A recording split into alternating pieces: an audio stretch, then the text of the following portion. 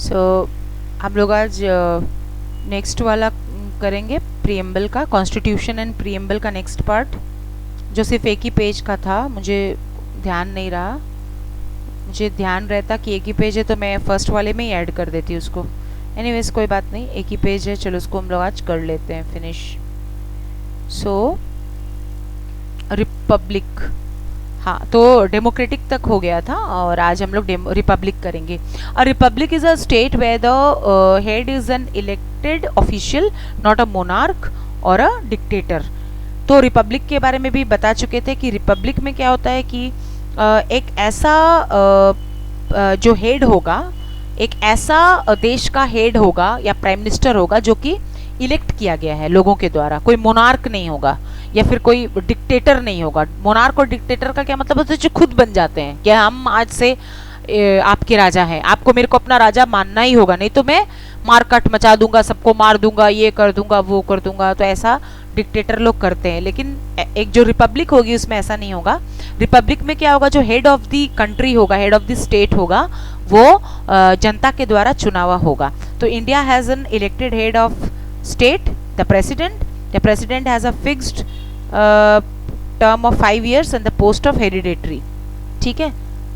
the post is not hereditary, sorry, वही मैं बोली hereditary कैसे हो सकता है। तो इसका मतलब हुआ कि प्रेसिडेंट जो है हेड, देश का जो हेड होता है तो प्रेसिडेंट ही होता है ना।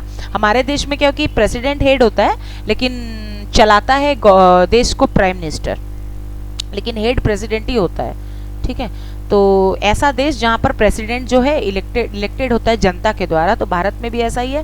भारत में प्रेसिडेंट को भी हम लोग ही चुनते हैं, इलेक्ट करते हैं, और 5 इयर्स का जिनका टर्म होता है। और पोस्ट जो है हेरिडेटरी नहीं होता है कि हेरिडेटरी मतलब आज वो प्रेसिडेंट है तो कल उसका बेटा प्रेसिडेंट हो जाएगा, फिर उसका बेटा हो जाएगा, फिर उसका चाचा हो जाएगा, ऐसा नहीं है। हम लोग बार बार अपने प्रेसिडेंट को चुनते हैं। तो जनता नहीं चुनती है ऑब्वियसली, यहाँ के मैंने पहले हम लोग अपने लीडर्स को चुन लेते हैं। जनता जो है यहाँ की लीडर्स को चुनती है, ठीक है। और वो लीडर्स जो है वो लीडर्स आपस में फिर मिलके प्रेसिडेंट को चुनते हैं, ठीक है। तो एक तरह से जनता ही उसको चुनी। ऑब्जेक्टिव्स ऑफ कॉन्स्टिट्यूशन, जो अब लास्ट आया, ऑब्जेक्टिव्स क्या क्या है इसका, जो कॉन्स्टिट्यूशन है इसका ऑब्जेक्टिव्स क्या क्या है, मैंने उसके पर्पसेस क्या क्या है। तो जस्टिस उसका पहला पर्पस है, न्याय होना चाहिए, ठीक है। ऑल सिटीजन्स आर इक्वल, ये सब बहुत सिंपल है, पढ़ सकते हैं आप लोग अपने से। और जो justice shall not be denied to anybody, माने जस्टिस सबको मिलना चाहिए। किसी के भी बर्थ, माने जन्म कहाँ हुआ है, उसका रेस क्या है, मतलब वो किस रेस का है, कहीं वो और किसी मूल का तो नहीं है। मान लीजिए कि भारतीय मूल का कोई आदमी है, उसके साथ जस्टिस होगा, लेकिन मान लीजिए कोई अमेरिकन मूल का यहाँ पे रहता है, या मान लीजिए कोई जापान का आदमी यहाँ पे रहते हैं, बाहर के लोगों, बाहर के मूल के भी लोग यहाँ रहते हैं, ऐसी बात नहीं है। तो उनके साथ अनजस्ट होगा, उनके साथ फेयर नहीं होगा, ऐसा नहीं है भारत में। रेस या कास्ट, मान लीजिए कि कोई ब्राह्मण है, कोई हिंदू है, कोई मुस्लिम है, कोई हरिजन है, तो उसके साथ जस्टिस नहीं होगा, ऐसी बात नहीं है, सबके साथ जस्टिस होगा। हमारा कॉन्स्टिट्यूशन इतना महान है, ठीक है। अच्छा, creed, sex, status, religion, every citizen will get his और हर ड्यू, जिसको जो चाहिए वो उसको मिलेगा। लिबर्टी, लिबर्टी का मतलब क्या होता है, वही राइट्स, मैं आपको बता चुकी हूँ कि फ्रीडम जो है फंडामेंटल राइट्स, मतलब ये मेरा राइट है, ये मेरा फंडामेंटल राइट है कि मैं कहीं भी घूमूं, मैं कुछ भी बोल सकती हूँ, या मैं किसी के साथ भी, मतलब गलत नहीं, आप कुछ गलत नहीं कर सकते हो किसी के साथ, मतलब आप जैसा ड्रेस पहन सकते हो, आपको जो मन होता है आप खा सकते हो, आप जहाँ मन हो आप पिक्चर देखने जा सकते हो, तो आप जो जिस तरह का एजुकेशन लेना चाहते हो आप ले सकते हो, आप जिस भारत के जिस स्टेट में जाकर रहना चाहते हो आप रह सकते हो। तो this are your fundamental rights, जिससे nobody can prevent you from having those rights, okay. Nobody can, आपको कोई भी नहीं बोल सकता है कि आप ये सब राइट्स को छोड़ दीजिए, या आप ये सब राइट्स नहीं कर सकते, आप ये सब चीज़ नहीं कर सकते, आपको ऐसा कोई नहीं बोल सकता है।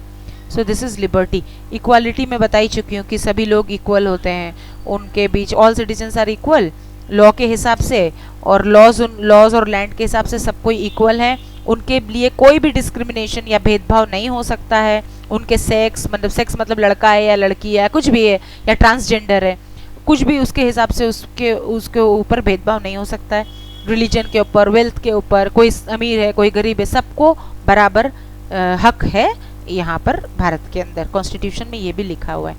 फ्रैटर्निटी क्या है? A democracy can work only if there is a spirit of brotherhood and oneness among the different sections of the society. अब डेमोक्रेसी, अब बोलता है फ्रैटर्निटी का क्या मतलब होता है? भाईचारा, हिंदी में इसको बोलते हैं भाईचारा, मतलब ब्रदरहुड इंग्लिश में बोलते हैं। तो बोलते हैं सारे हमारे सोसाइटी का जितना भी सेक्शन है सबके बीच भाईचारा होना चाहिए, और तभी हम लोग जो डेमोक्रेसी जो नाम की जो चीज़ है उसको अच्छे से हम लोग सक्सेस बना सकते हैं। This is aimed at removing social barriers among Indians belonging to different communities. और भाईचारा का क्या मतलब हुआ, मैं ये भी बता चुकी हूँ कि जो भी डिफरेंट कम्युनिटीज़ है, जो भी डिफरेंट कम्युनिटीज़ हैं भारत के अंदर, हिंदू, मुस्लिम, सिख, ईसाई, डिफरेंट कम्युनिटीज़ हैं, या बुद्धिज़्म भी है भारत के अंदर, तो इन डिफरेंट कम्युनिटीज़ के अंदर कोई भी सोशल बैरियर नहीं होना चाहिए। सोशल बैरियर मतलब सामाजिक दूरी, मतलब नहीं नहीं नहीं तुम मुस्लिम हो हम तुमसे बात नहीं करेंगे, ए नहीं तुम ईसाई हो हम तुमसे बात नहीं करेंगे, हम अलग रहेंगे, हमारे बीच एक सोशल गैप आ गया है कि नहीं नहीं मैं तुमसे बात नहीं करूंगा, वो बोलेगा नहीं मैं तुमसे बात नहीं करूंगा, तो इसको क्या बोलेंगे? Social barrier. ठीक है, तो ये नहीं होना चाहिए, सबको भाईचारा से प्रेम से रहना चाहिए। ठीक है ना। We may belong to the diverse social groups, हम लोग बहुत सारे अलग अलग तरह के सोशल ग्रुप को बिलोंग कर सकते हैं। ठीक है, सामाजिक ग्रुप को बिलोंग कर सकते हैं। फिर वही जात का ही उसका मतलब हुआ, डिफरेंट तरह के जात के लोग यहाँ रहते हैं, डाइवर्स जात के लोग यहाँ रहते हैं, तो हम लोग उसको बिलोंग करते हैं। But we are the first and foremost Indians, लेकिन हम लोग को ये मानना चाहिए कि हम लोग पहले इंडियन हैं। आप किसी भी जात के हो लेकिन है तो आप इंडियंस, आप इंडिया के अंदर रहते हैं, आप इंडियंस है। When this feeling is of being one in people is promoted and firmly established. तो ठीक है, कहाँ थे हम लोग? फोन आ गया था किसी का, कहाँ थे हम लोग? यहाँ पर थे ना। हाँ, तो हम लोग सबसे पहले इंडियंस हैं। तो when this feeling of being one people is promoted and firmly established, social evils such as untouchability and communalism can be removed। ठीक है, तो अगर ये फीलिंग हमारे अंदर आ जाए कि हम एक हैं, हम सारे लोग एक हैं, हम अलग नहीं हैं, ठीक है, तो ये अगर फीलिंग आ जाएगा हमारे अंदर, तो जो आज की जो बुराइयां हैं, सोशल इविल्स, वो खत्म हो जाएगा। अनटचेबिलिटी पहले के ज़माने में एक था, अनटचेबिलिटी का क्या मतलब होता है? छूत, मतलब छूत लग जाता था, मतलब लोग बोलते थे कि ये हरिजन जात के हैं तो इनको छूना नहीं है, इनके हाथ का पानी भी नहीं पीना। वो बहुत नीचे जात के लोग होते थे, अभी भी होते होंगे, तो उनके हाथ का पानी भी नहीं पीना है, उनको टच करने से भी बोलते पाप लग जाता था। तो पहले ऐसा होता था, अब ऐसा कुछ भी नहीं है ना। और कम्युनलिज्म का मतलब बताती हूँ आपको, harmony will prevail and the country will progress united towards its goal and of securing justice, liberty and equality for all its citizens। ठीक है, मतलब क्या हुआ कि हार्मोनी आना चाहिए। हार्मोनी मतलब एक दूसरे से प्रेम, ये आना चाहिए, ये सब जगह प्रिवेल होना चाहिए, मैंने फैलना चाहिए, प्रिवेल का मतलब फैलना चाहिए। और कंट्री जो है वो प्रोग्रेस कर सकती है। अगर ऐसा हुआ तो कंट्री प्रोग्रेस कर सकती है। किसकी तरफ जा सकती है? जस्टिस की तरफ जा सकती है, लिबर्टी मतलब फ्रीडम की तरफ जा सकती है, और इक्वालिटी की तरफ जा सकती है। मतलब अगर लोग यूनाइटेड हो जाएं, मतलब लोग एक दूसरे से प्यार करने लग जाएं, एक दूसरे को अपना समझने लगे, तो पूरा देश क्या हो जाएगा?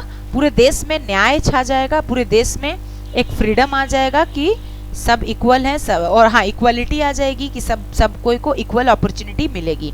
और कम्युनलिज्म का मतलब क्या होता है मैं बताती हूँ।